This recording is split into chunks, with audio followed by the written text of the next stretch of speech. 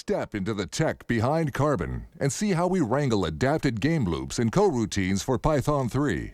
Please welcome CCP Cookies and CCP Toebeans to the stage.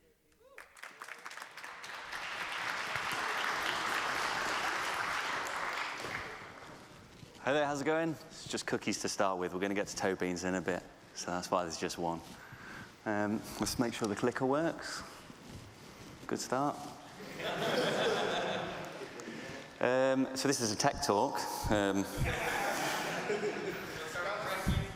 Yeah, it's going to go analog. I'm going to call up tech. How's it going? So far, getting nothing from the next. There's nothing but programming in here. So, oh, is it working? Great. We've gone straight through it. Okay, great. Let's start again. Hello, I'm CCP Cookies. I'm a senior engine developer here at CCP Games. I started the games industry as a graphics programmer at Creative Assembly during the Rome 2 times. After that, I started a company, and we did things like for business solutions using game technology. And then in 2020, I joined CCP Games. And that was a while ago, but this is actually my first Fanfest, so it's nice to be here. Thanks very much. Right, on to the talk. And so I want to just go through with, what's the talk for? This is, if you've read the description, this is a deep dive into the tech. This is for people who want to get pretty much as deep as you can go into the tech. So this is really for people who are enthusiasts about tech. So I'm hoping this is everybody. If not, I think the doors are closed, so you're going to have to stick with it. This is for users of Carbon. So originally I gave this talk internally at something we called the Carbon Summit to the Carbon developers. Carbon, you may have seen a talk yesterday with CCP Aporia. Carbon is our engine that we use for Eve, Frontier. So pretty much what I'm going to explain today is how we use the thing. And it's going open source, so it's for everybody, which is why it makes sense for me to tell you guys. So we're going to start deep. We're going to fundamentals, basic game loop. And just a quick one, I'm going to be showing Python code on PowerPoint, so we're going to see how that goes. And if you're a developer, I'm pretty sure you'll be able to keep up with this.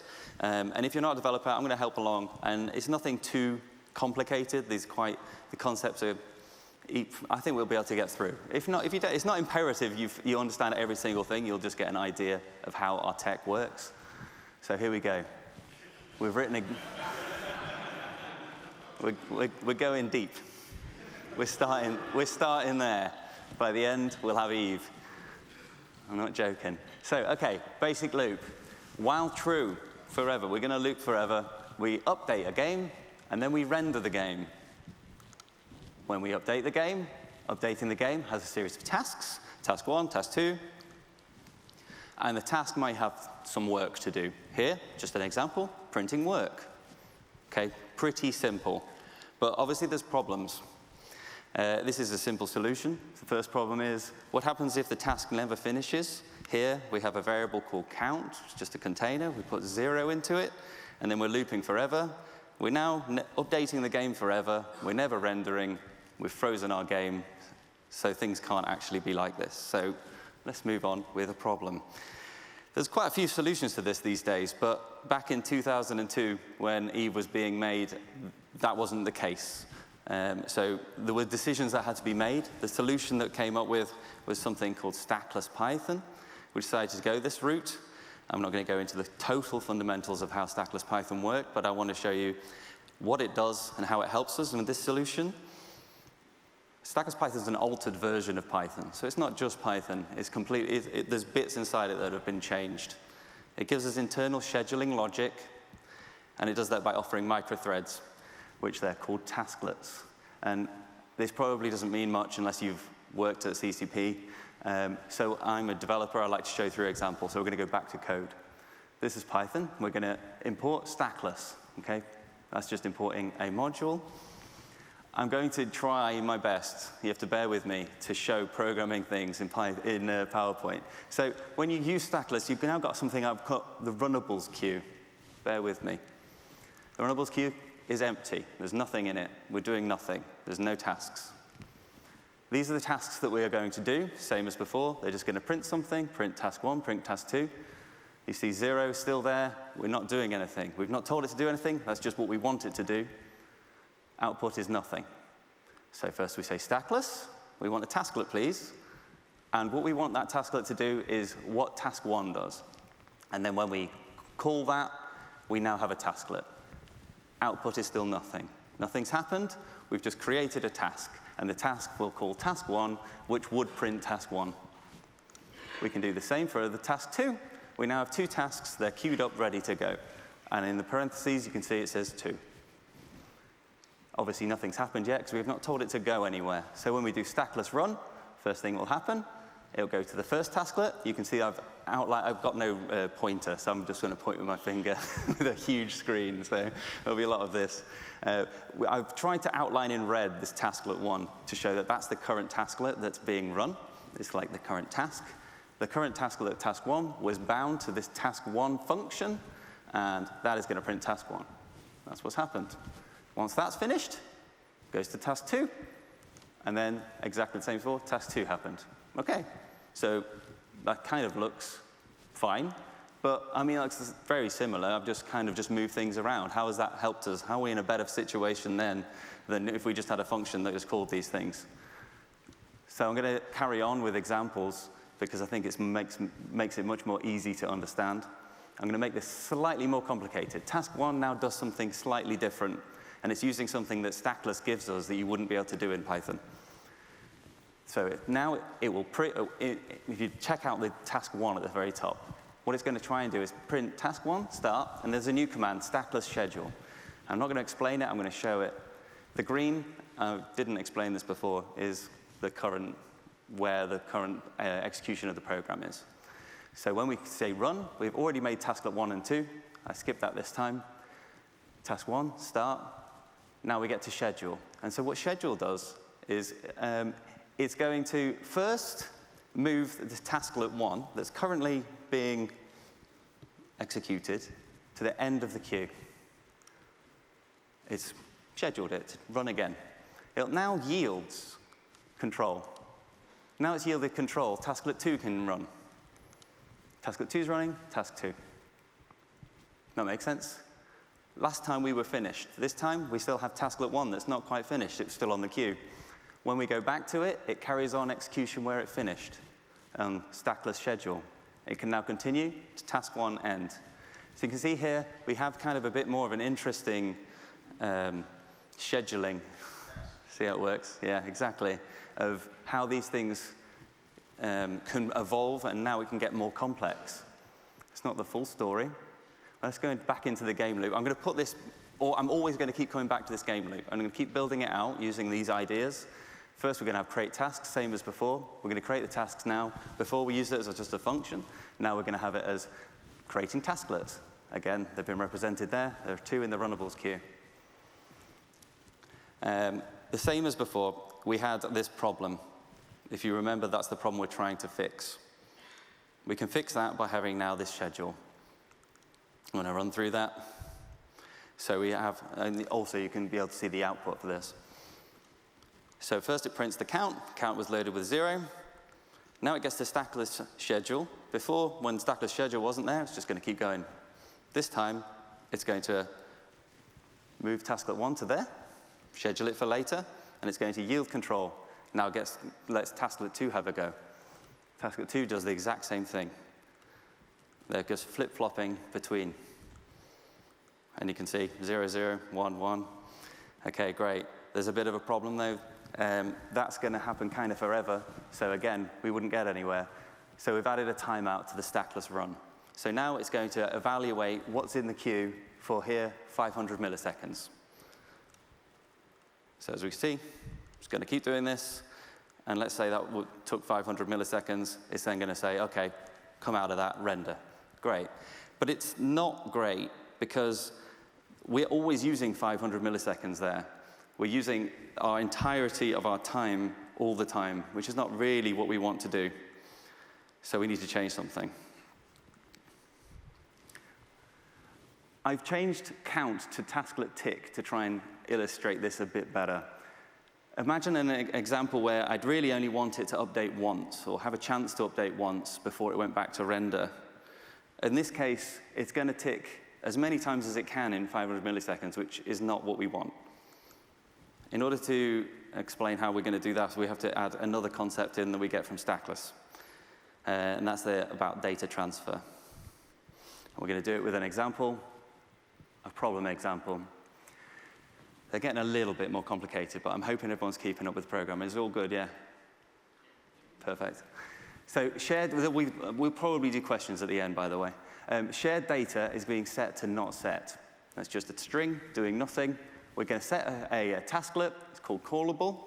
Callable is just going to do basically nothing. It's going to print start callable. Then it's going to set the shared data into another variable called R, and it's going to print that data. And then it's going to finish. OK, let's see why this isn't correct. So we make a tasklet. It goes tasklet 1.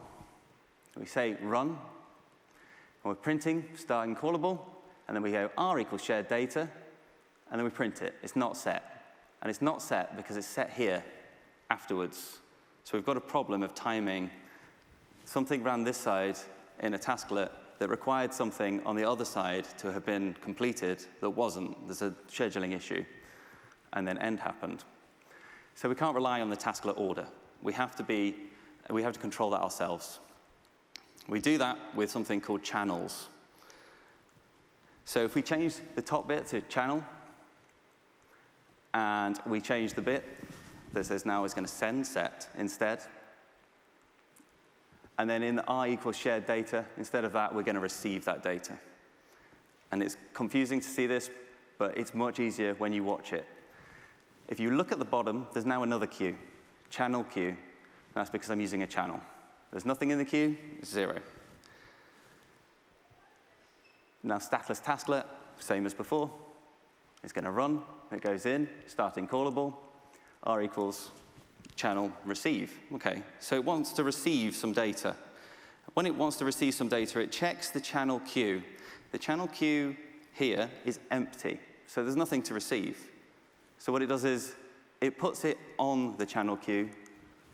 It's what we call that as blocked on a channel. It's waiting to receive. There's nothing to receive, so it's waiting to receive.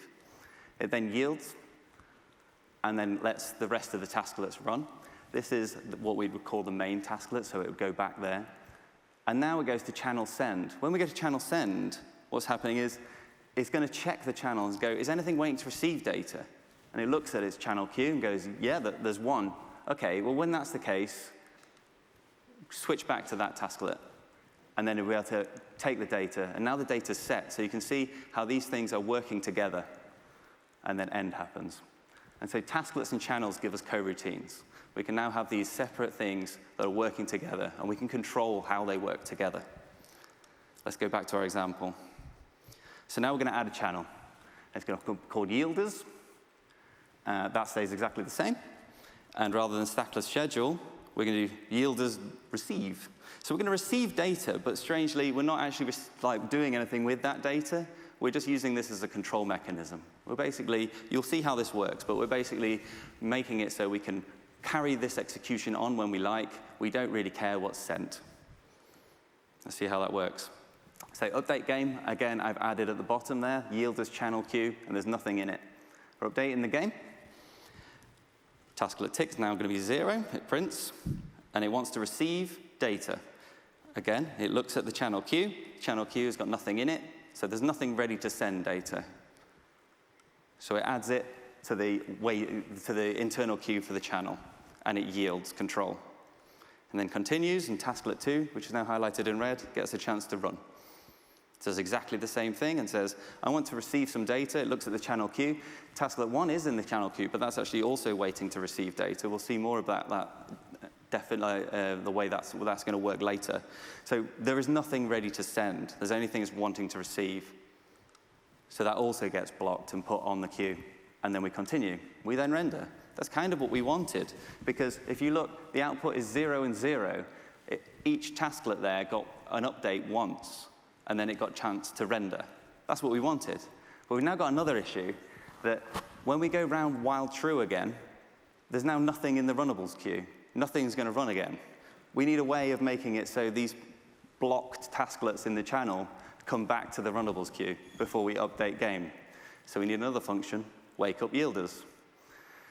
Now, wake up yielders is going to check something called the balance of the channel. The balance of the channel is pretty much how many things are blocked on the channel.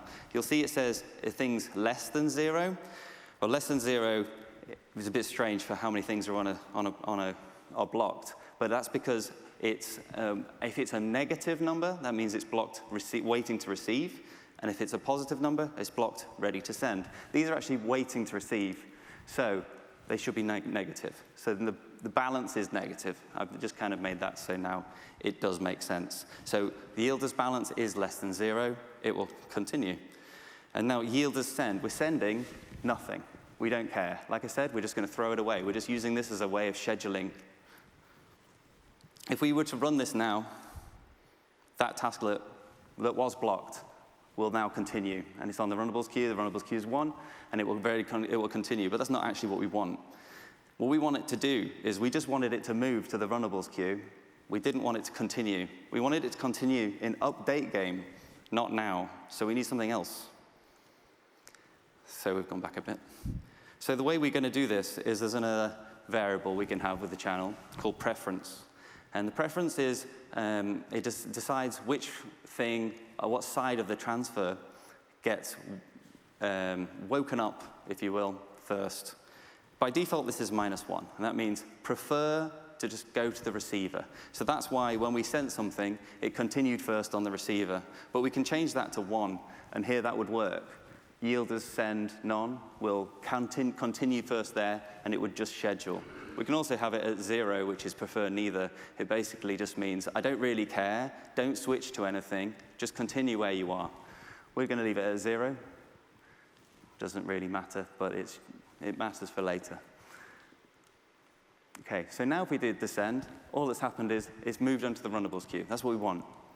Balance is now -1 because there's now only 1 left. Same thing happens for tasklet 2, and we're in the good position. That's where we wanted to be. We're now in update game. We're back to where we were from the start. So 1 and 2, tasklet 1 and 2 are still there. They're ready. And when we wake them up, when they get to run again, they'll carry on from the yielders receive. And then tasklet tick will tick again. That will then be 1, and we go round again. Tasklet then goes into the queue. Same thing happens for tasklet 2. That then goes into tasklet, you can see it's just going to go round and round. We've got a loop. This is a game loop. This is the basic Carbon game loop. This is how Eve has always worked. It seems very simple, right? I think it seems pretty simple. But the game from the very beginning has always worked like this. There's only one problem.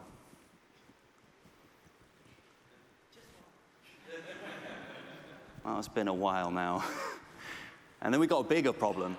We got a new brief, which is bring Carbon to the latest Python.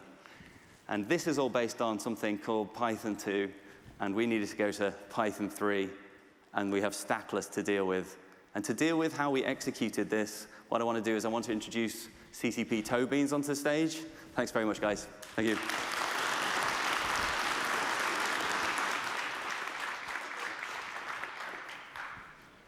Hello, I'm CCP Toebeans. The clicker works. This is me.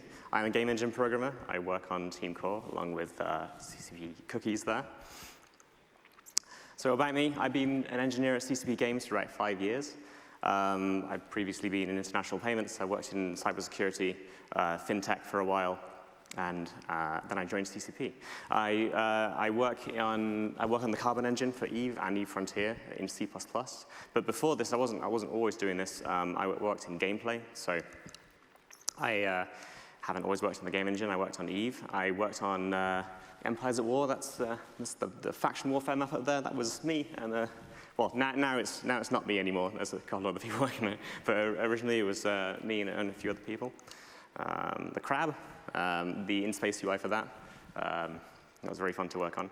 And the ESS remake, both of the remakes we did in the last 5 years, I was involved in that too. There's the Reserve Bank opening there.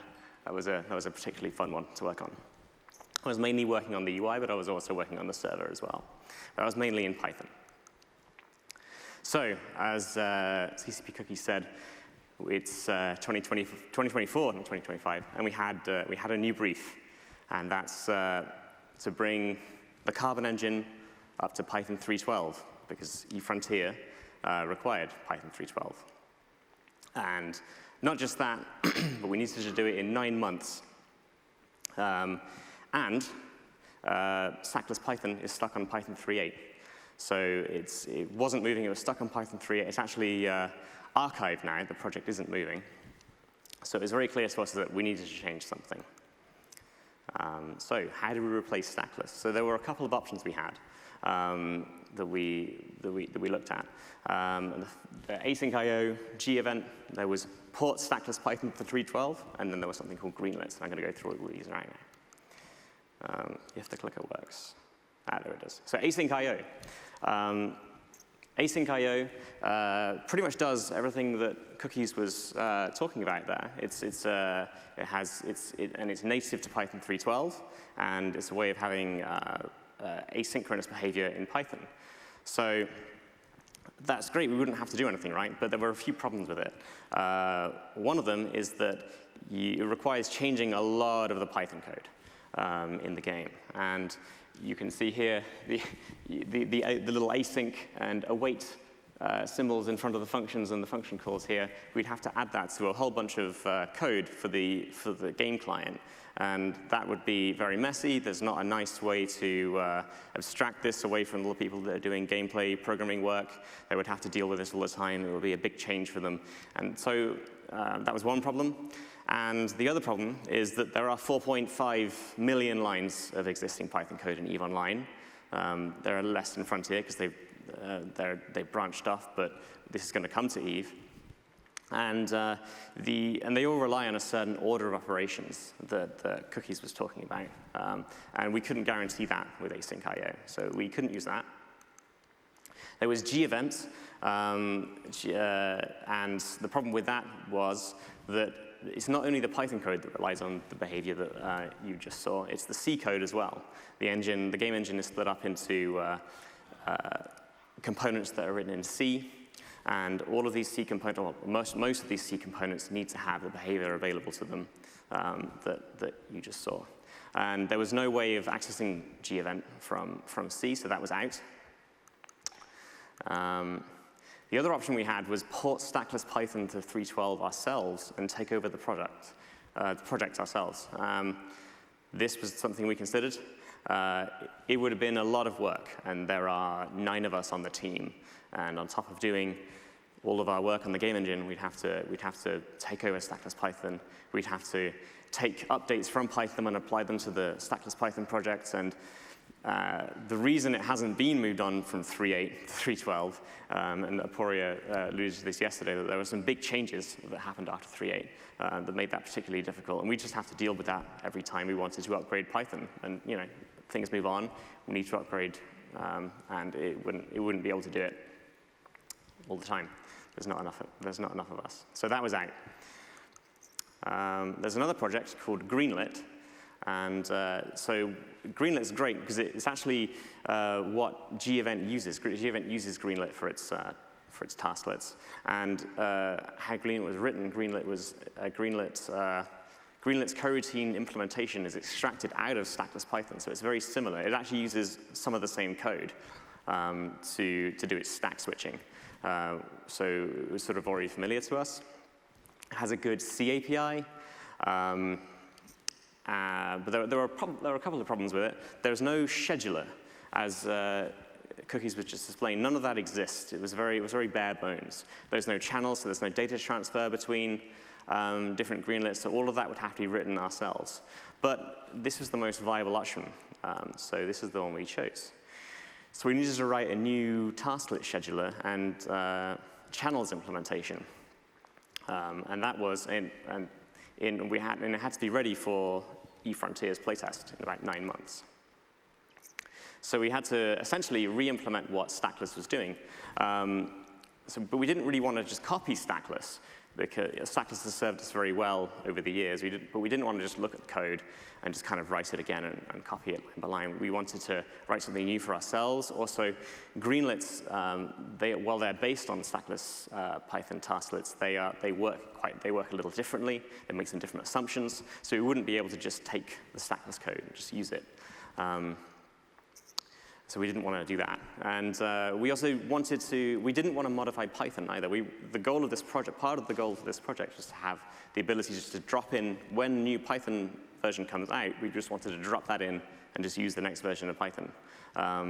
We didn't want to have to upgrade our version of the Python interpreter. So we wanted to write this as a separate C extension for Python that would just work with vanilla Python so that we could just use it with any version of Python that happened to come out after this as well.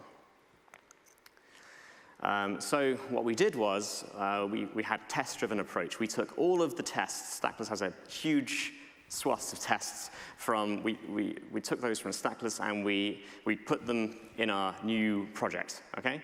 And so now we have a baseline. We can run all the tests and we can say, oh, if any of them, if all of them pass, we're done. We've done our job. But it turns out we didn't even need to use all of Stackless. We had to look through the EVE Online code and the EVE Frontier code, and it turns out we weren't using all of Stackless. We were maybe using 50%, 40% of the functionality. So we didn't even need all the tests. So that made our lives a lot easier.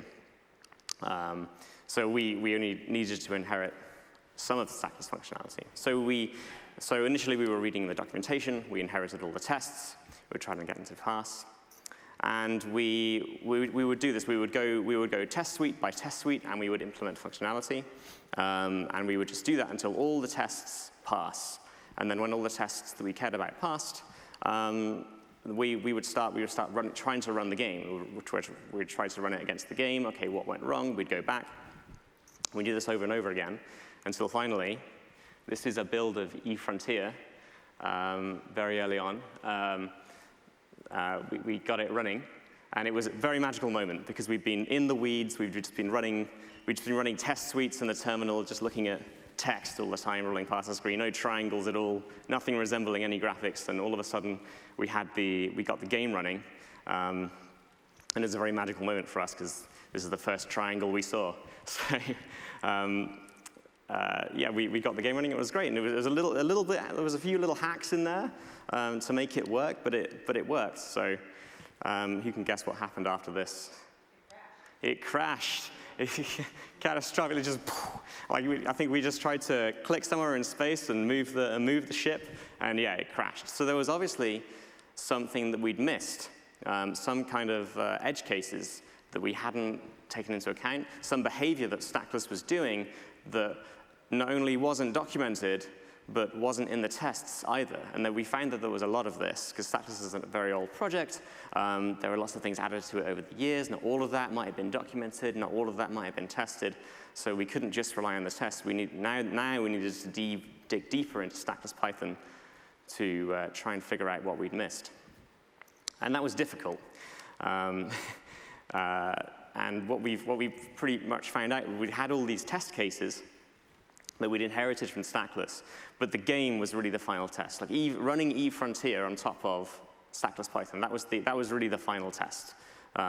We had all the test suite, but the game was the test. So what we did was, every time it crashed, we'd look at the crash dump, we'd identify this little edge case we find, and we'd try and recreate that with just a very simple test, and we'd add that test to our test suite, and then we'd fix it, and we'd get the test passing, and we'd do that over and over and over again. And there were lots of edge cases. This is a picture of Cookie's stack of paper on his desk, and what you can see here, what's happening is it's very difficult to conceptualize what's going on. So all of the stuff that Cookies was talking about there is happening thousands and thousands and thousands of times in the game, and in very complicated scenarios. And we'd have things like channels that were meant to be on the blocked queue. They would just run because something was pointing to them, and they were like, oh yeah, and it's your turn to run, and they would run, but they hadn't been unblocked yet, so it would crash. and that you'd have like these weird scenarios that would crop up because the game sort of tests everything so much, it has so many edge cases. And because it's quite difficult to conceptualize, what we do is we write down what's happening on paper. So you can see this is the list of tasklets, like T1, T2, and T6, and you're trying to figure out the lines on the side. Okay, T4 tries to send something to T8 and wakes it up, and then it yields back to T. So it got very messy, but that's what we did. We sort of wrote everything down on paper. This is my desk. I think I was particularly stressed. There's a lot of coffee. And you can see here, it's just I'm trying to figure out, there are lines between different tasklets I'm trying to figure out the situation. Like what's happening where tasklet 1 is sending something to tasklet 2, and then maybe tasklet 1 just dies, but then tasklet 2 tries to yield back to tasklet 1, but tasklet 1's already dead and everything crashes. And so that was interesting. So there was a lot of pen and paper debugging, and that was a first for me. I hadn't done that very much.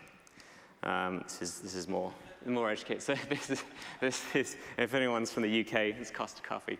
This is Cookies Coffee Tower. That's a picture of him. Yeah, so we did that over and over and over again until finally the game would run, and now the game has been running on Stackless, without Stackless Python, just on scheduler in a playtest for a while now. And these are some screenshots from the game. I am not a rendering engineer. I'm not an artist, but these are all player-made screenshots from Eve Frontier, from the live game. And I'm very proud of it because all of this is running on top of scheduler, on top of the thing that we built. And I think it's quite pretty. But obviously, scheduler has nothing to do with graphics, but I like screenshots. So this is the gate. And that is a statue of a dude. Yeah, so this is another screenshot here. So yeah, Eve Frontier has been running on Python 3.12 now since September last year, I want to say, and it's running on Python 3.12. And so not only is this now come to Eve Frontier, but there's a plan to get this to Eve too. So we want to, as CCP Aporia mentioned yesterday, we not only want for Eve Frontier to be on the latest version of Python, we want Eve to be on the latest version of Python as well. It makes it easier for us to hire people that understand the latest version of Python. Like we get security updates for Python, the endless. Only positives for running the latest version. So this timeline is subject to change, but there is a plan for bringing all of this to Eve too.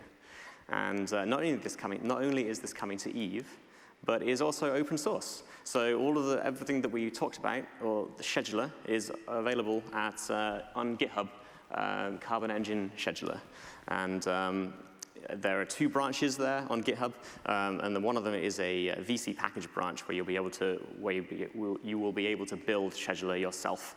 And not only is it open source, we will be developing it in the open as well. So any changes we make to it will be immediately visible, and you can go and check them out. And now there's some time for questions.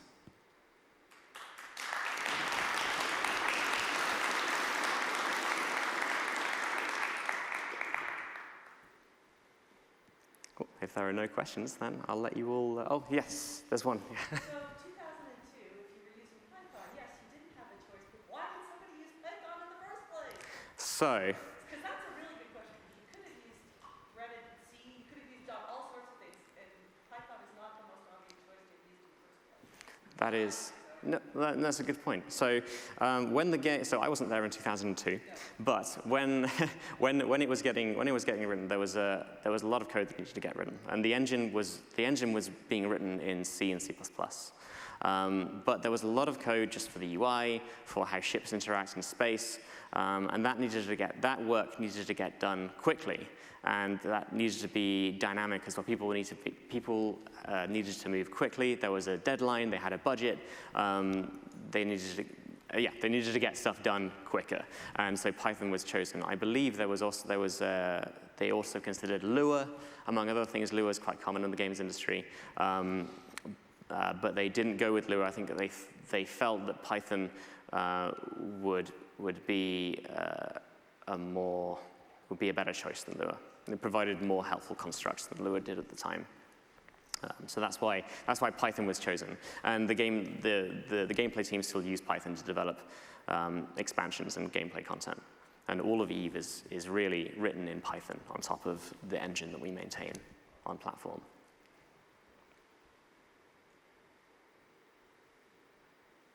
Okay. Oh, yeah, there's another question over there. Sorry, the light is in my eyes, so maybe someone can. So I seem to recall that the choice of Python and Stackless was related to the 1-second tick rate and the fact that you end up with time dilation and things slowing down. Is that something that you were trying to improve on with this 312 migration going to schedule? Yeah, so the question is, sorry, I'll start repeating questions now. The question is, are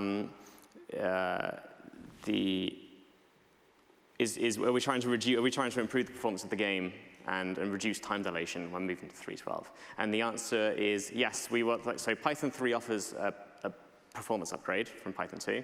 I believe it's about a 20% performance upgrade that we measured ourselves. There are a few different things that are slower at some things but faster at other things, but overall, we have a 20% performance upgrade. It's a good question, actually, because the tasklets queue that you saw Cookies mention is directly related to time dilation. So when you have a tick, a gameplay tick, there are tasklets for the physics engine, tasklets for graphics, tasklets for what we call dogma, which is essentially rules for how effects get transferred between different ships. So if I'm firing a weapon, but I'm also getting neutered, and I'm also getting cat boosted, and then I'm firing a weapon at a ship that's also target painted, all of that needs to be taken into account. That's handled by a system called Dogma, and that has tasklets in there as well. And there are also tasklets for things like sending out notifications on the server to all the clients. So what happens is that it's slightly more complicated than this, but essentially what happens with time dilation is if there are a certain amount of tasklets left to run in the queue after we are done with the tick, you end up with time dilation. So the idea is to get as many tasklets done in the tick as possible, and you do that by being more performant. So yeah. Just following on from that really quickly, from a practical player level, that means that you can have more people in a fight, and with less effect than time dilation, you can basically have like a 20% bigger fight than you did before. Yeah, so the question is does that mean that you can have more players in a fight? And does that mean that you can have 20% more players in a fight? I'm not sure if you can have 20% more players in the fight, but that is correct. With a performance upgrade, the main goal is to have bigger fleet fights. That's what Eve is, right? Like if we can handle bigger fleet fights, we've made it as engine, we've done our job right. So yes, correct. That's another question. Yeah. One of the problems with async I/O is non-deterministic scheduling, right? So you don't know what order things are going to happen in. Are there some tasklets that are not sequence dependent where they can actually run async, or does everything have to run in the right order in order for it to work? So what we say as the engine department to the rest of the gameplay teams is they should not rely on tasklet order. There is a deterministic there is a completely deterministic order to the way to how tasklets will run, but we tell the gameplay teams to not depend on that order because there's no way of them controlling it. It is deterministic, but there's no way of them changing the queue. So one of our worries, even though we say don't rely on scheduling order, we know that there are things that rely on scheduling order. In the game. One example of this was there was a bug with the drone window a couple of years ago. This is before I joined the company, where drones would drop out of the drone window essentially, and you wouldn't be able to select them, and you'd lose control of them. And this would happen very, very rarely. And that was because of a bug where the UI was relying on schedule. It was relying on a certain tasklet order that it thought would happen. But it made the wrong assumption, and that wasn't exactly the tasklet order that was happening because things were getting rescheduled or things were getting moved. So although it is completely deterministic, we tell people to not treat it that way, because it makes it easier. Any more questions? Yes?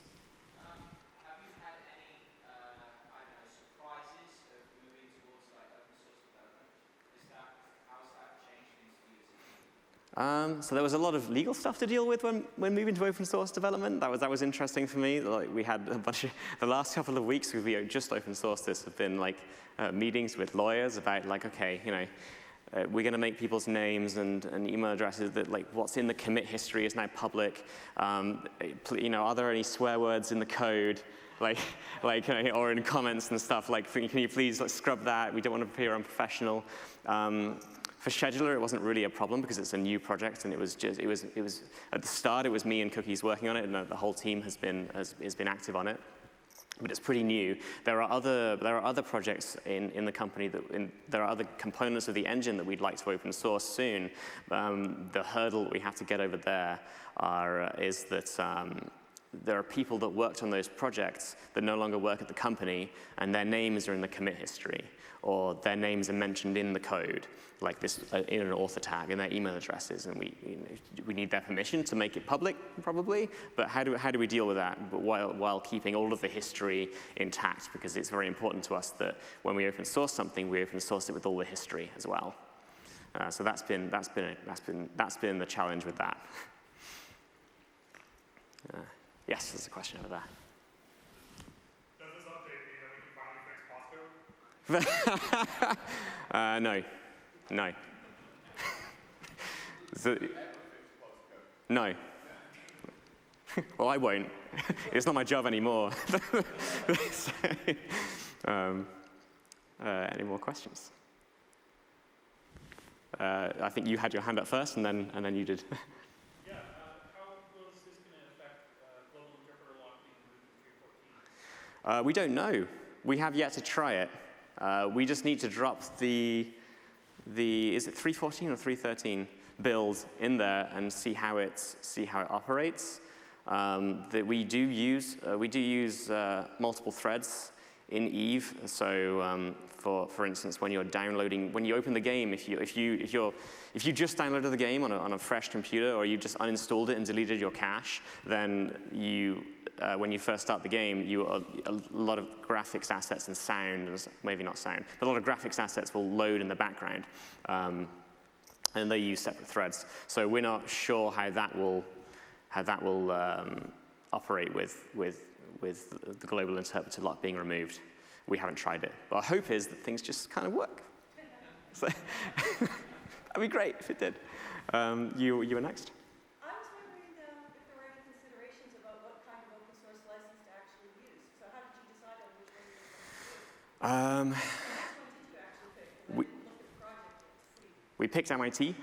And I believe we picked that, I'm kind of ad-libbing this, I might get it wrong. I believe we picked that because it doesn't come with any guarantee for stability for anyone else using it. We're using it for our own needs, while being pretty open to people forking it and things. We wanted to go for something that was as open as possible. Does it allow other people to contribute to the project? Is it actually open to contributions? Yeah, so you can, so the question is are we open to contributions? Yes, you can create a pull request.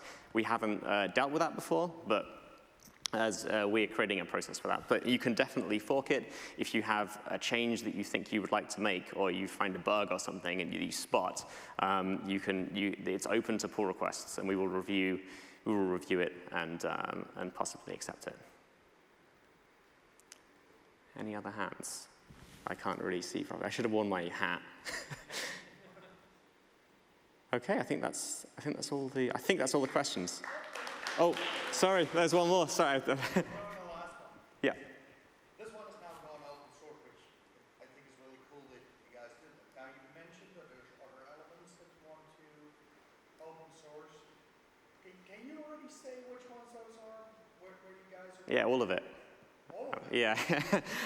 So we're not sure what the next one will be, but the push is for all of it, all of the engine to be open source. So when I say the engine, I mean everything that's not the game code, but also tooling as well. I'm probably not the best person to talk about that. There is my esteemed colleague over there who I don't know his dev name, so I'm not going to out his name. Maybe he can wave his hand. You can talk to him about exactly the order in which we want to open source things and what's going to be open source. But the cool.